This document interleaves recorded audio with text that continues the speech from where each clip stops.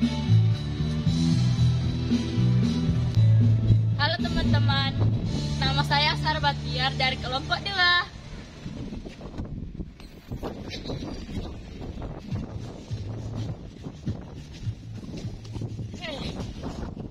Kenalkan, nama saya Amir dari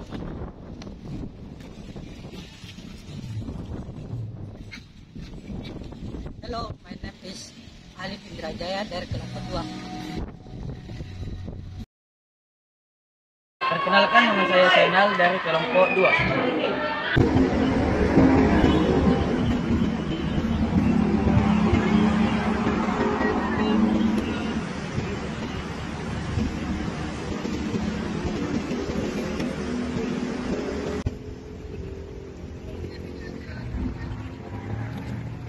Nah, teman-teman, jika kalian masih bingung mengenai apa itu kota, seperti apa karakteristik kota, dan bagaimana sih fungsi kota itu? Nah, pada video pembelajaran kali ini kita akan membahas mengenai karakteristik dan fungsi kota. Oh ya teman-teman, sebelum kita lanjut ke materi selanjutnya yaitu karakteristik dan fungsi kota, sebaiknya kita mengetahui apa sih kota itu terlebih dahulu. Jadi, kota itu adalah sebuah kesatuan bagi kehidupan manusia yang ditandai dengan hadirnya kepadatan penduduk yang tinggi, serta ditandai dengan hadirnya strata ekonomi heterogen dan bercorak materialistik. Teman-teman, karakteristik kota terbagi menjadi 2, yaitu ciri sosial dan ciri fisik, beserta jenis-jenis kota. Yang pertama, ciri fisik sosial. 1. Sarana perekonomian seperti supermarket.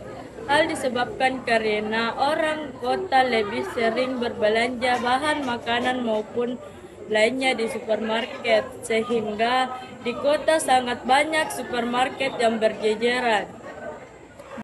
Kedua, tersedianya lahan parkir biasanya kita jumpai pada pusat perbelanjaan atau kantor-kantor perusahaan, di mana hal ini adalah hal yang umumnya kita jumpai di kota.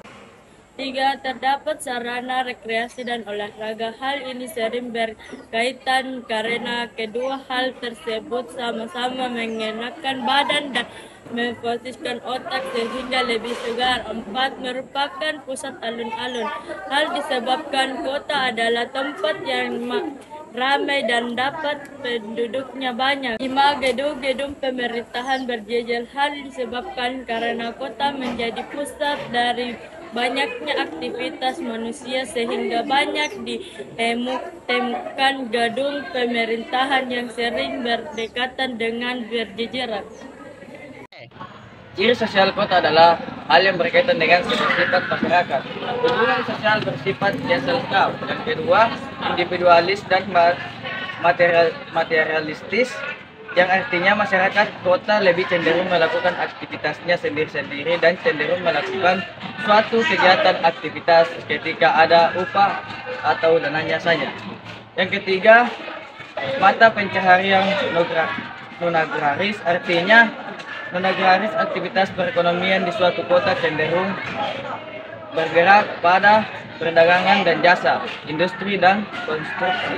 Yang keempat, status sosial ekonomi heterogen, yang artinya di daerah kota mempunyai masyarakat yang beraneka ragam, mulai dari agama, ras, suku, dan lain sebagainya. Yang kelima, toleransi lemah. Biasanya di suatu kota sikap yang menghargai dan menghormati itu mulai lemah dan kurang ditunjukkan oleh masyarakat kota. 6. Pandangan hidup rasional dan berpikiran maju, artinya masyarakat kota cenderung mengambil keputusan yang logis sesuai nalar serta memiliki pola pikir yang luas. 7. Kepadatan penduduk tinggi, artinya pada sesuatu kota yang mengalami kepadatan penduduk tinggi karena biasanya pada kota tersebut lebih banyak angka penduduknya ketimbang luas wilayah kota yang ditempati. 8. Terdapat kesenjangan sosial, artinya pada suatu kota terdapat kondisi yang tidak seimbang dalam kehidupan masyarakat seperti perekonomian baik secara individu maupun kelompok. Oke, untuk jenis-jenis kota apa saja nih Amir? Ya, yang pertama yaitu kota kecil memiliki jumlah penduduk 20.000 jiwa sampai 100.000 jiwa penduduk. Contohnya Raja Ampat. Raja Ampat. Ya, jadi kota kecil ini itu mempunyai jumlah penduduk sekitar 20.000 sampai 100.000 jiwa. Contohnya Raja Ampat di Papua, bukan begitu? Ya. Oke, yang kedua apa nih? Yang kedua yaitu kota sedang yang memiliki jumlah penduduk sekitar 50.000 jiwa sampai 100.000 jiwa. Contohnya Ungaran di Kabupaten Semarang. Ya. Oke, jadi kota sedang ini mempunyai jumlah penduduk 50.000 sampai 100.000 jiwa. Contohnya di Ungaran, Kabupaten Semarang. Oke, yang ketiga nih apa? yaitu kota besar Nah, memiliki jumlah penduduk 500.000 sampai 1 jiwa. ya, Sampai 1 jiwa penduduk. nah, jiwa. Sampai Contohnya, 1 jiwa. contohnya apa? Contohnya di Makassar, Malang. di Malang. Oke, jadi kota besar itu bisa berupa ibu kota Ya. atau kota madya yang dimana jumlah penduduknya itu mencapai 500.000 sampai 1 juta jiwa. Contohnya Malang. Oke, yang keempat. Yang keempat yaitu kota metropolitan yang terdiri dari jumlah penduduknya 1 juta jiwa sampai 5 juta jiwa penduduk. Oke, contohnya. Contohnya yaitu Makassar, Oke. Surabaya, dan Bandung.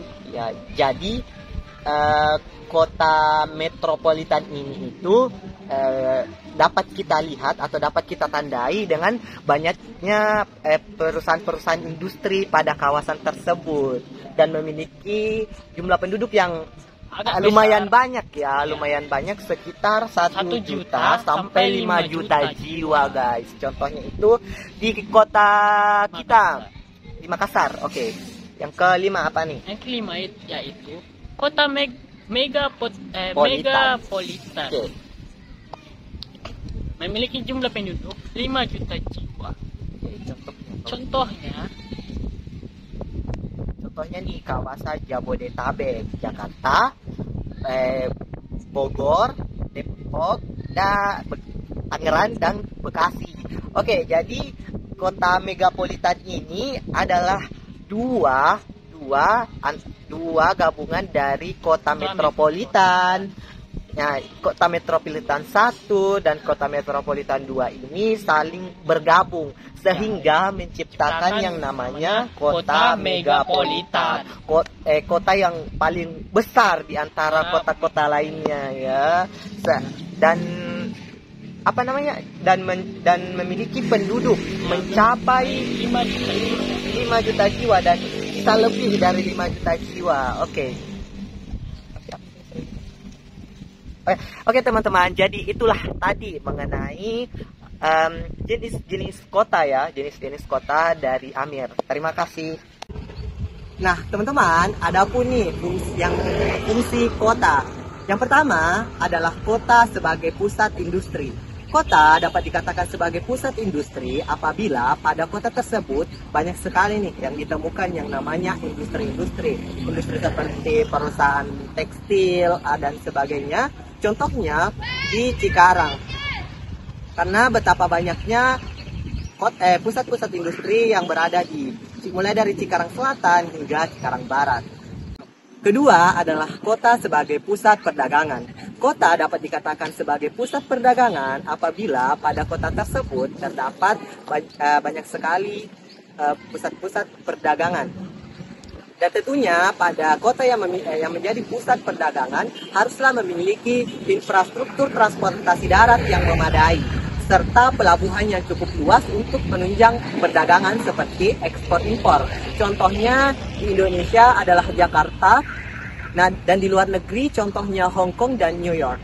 Yang ketiga adalah kota sebagai pusat kebudayaan. Kota dapat dikatakan sebagai pusat kebudayaan apabila pada kota tersebut sangat banyak sekali menonjol yang namanya kebudayaan-kebudayaan. Contohnya Yogyakarta. Kenapa? Karena di Yogyakarta itu masih banyak sekali kebudayaan-kebudayaan yang kental dan masih menonjol. Contohnya budaya tarian, budaya upacara, budaya rumah adat, alat musik, dan musik tradisionalnya pun masih kental sekali di sana.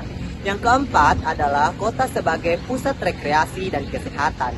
kota dapat dikatakan sebagai pusat rekreasi apabila pada kota tersebut mempunyai keindahan alam yang cukup untuk membuat orang atau individu ini ingin tahu mengenai kota atau wilayah tersebut. Contohnya Bali. Kenapa? Karena di Bali selain kebudayaannya yang masih kental, itu masih banyak sekali yang dapat ditemukan keindahan-keindahan alam pada kota tersebut. Kelima adalah kota sebagai pusat pemerintahan. Kota dapat dikatakan sebagai pusat pemerintahan apabila pada kota tersebut itu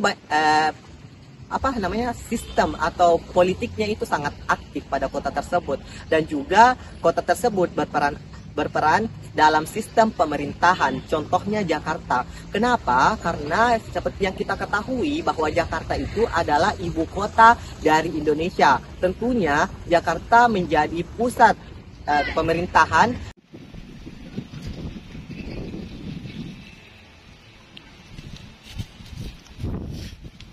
Nah, teman-teman, sejak tadi kita telah membahas mengenai karakteristik dan fungsi kota. Semoga mudah untuk teman-teman pahami ya. Oke, setelah ini saya harap teman-teman dapat mengetahui apa itu kota, seperti apa karakteristik kota, dan bagaimana sih fungsi kota itu. Oke, teman-teman, terima kasih telah menonton video kami. Jika ada kritik dan saran, silahkan tinggalkan di kolom komentar. Saya Amin Ahmadi, sampai jumpa. Wassalamualaikum warahmatullahi wabarakatuh.